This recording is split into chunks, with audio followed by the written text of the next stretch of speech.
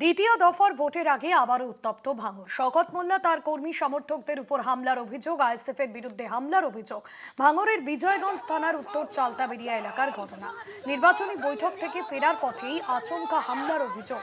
ISF নেতা আবুল খয়েরের বিরুদ্ধে অভিযোগ। প্রতিবাদে বিজয়গঞ্জ থানার সামনে বিক্ষোভ দেখায় তৃণমূলের কর্মী সমর্থকরা।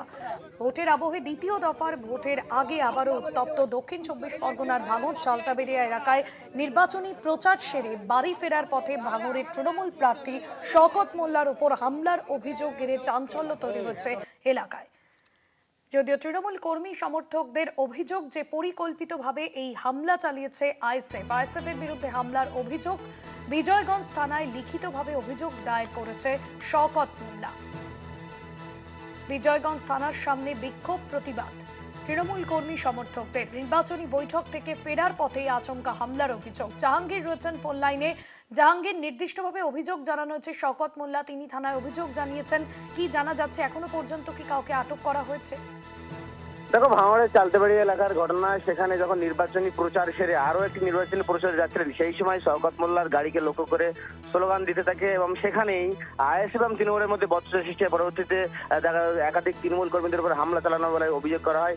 পরবর্তীতে আইএসএফ এর সরিয়ে দেয় পুলিশ এবং তৃণমূল কর্মীদের নিয়ে আক্রান্ত তৃণমূল কর্মীদের নিয়ে শওকত মোল্লা তিনি ভাঙড় বিজয়গঞ্জ থানাতে যান। সেখানে বিক্ষোভ দেখাতে শুরু করেন। পরবর্তীতে আইএসএফ এর কয়েকজনের নামে লিখিত অভিযোগ দায়ের করেন। সেই লিখিত অভিযোগের ভিত্তিতে ইতিমধ্যে তদন্ত শুরু করেছে পুলিশ।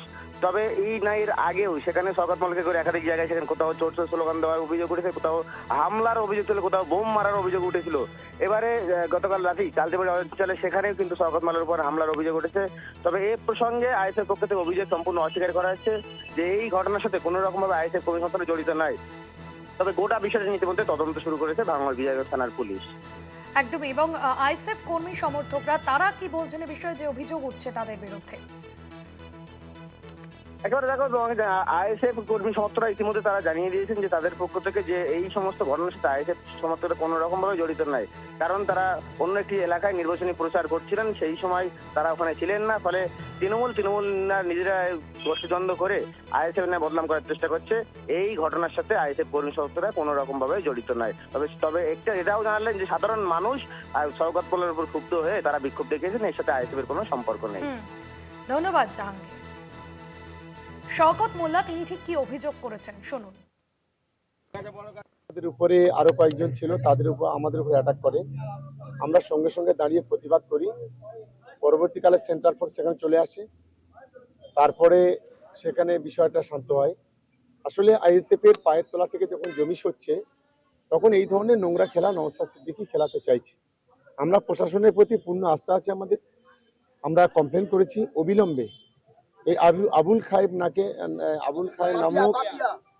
খায়ের নামক এবং তার সঙ্গে যারা যারা ছিল সেই সমাজ বিরোধীকে অবিলম্বে গ্রেপ্তার করতে হবে এবং ওর সঙ্গে যারা যারা ছিল তাদেরকে গ্রেপ্তার করতে হবে। এটা হচ্ছে আমাদের।